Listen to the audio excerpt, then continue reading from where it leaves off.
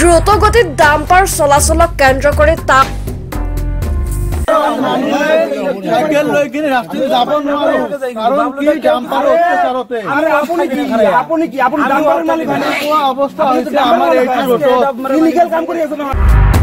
তামাৰহাটৰ 127 B ৰাষ্ট্ৰীয় ঘাইপথেৰে অতিৰিক্তভাৱে hill কৰোৱা ডাম্পাৰসমূহ দ্ৰুতগতিত চলাৰ বাবে সঘনাই সৃষ্টি হৈছে পথ দুৰ্ঘটনা।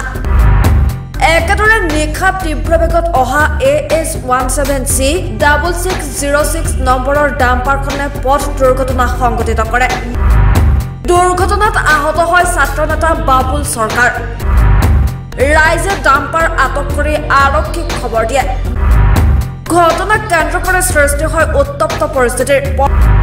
পৰৱৰ্তী সময়ত তামাৰহাট আৰক্ষী থানাৰ আৰক্ষী ঘটনাস্থলীত উপস্থিত হৈ পৰিস্থিতি নিয়ন্ত্ৰণ কৰে।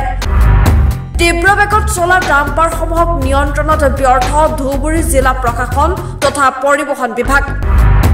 যিকোনো মুহূৰ্তত ভয়ংকৰ পথ দুৰ্ঘটনা হোৱাৰ আশংকা সাধাৰণ জনতাৰ।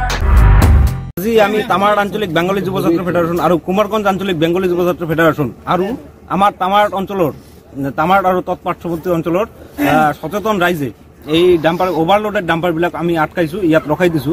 কিয়নো আমাৰ তামাৰ অঞ্চলৰ ওপৰেদি তামাৰ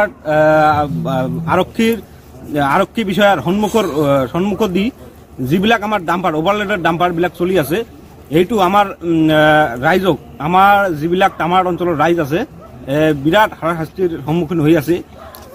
ইয়ালৈকে আমাৰ স্কুলীয়া ছাত্ৰ ছাত্ৰী যিবিলাক আছে এখেতে মানে স্কুল যাওয়াৰ পথত বিৰাট দিগদাৰে একটা মানে সম্মুখীন হবলগীয়া হয়।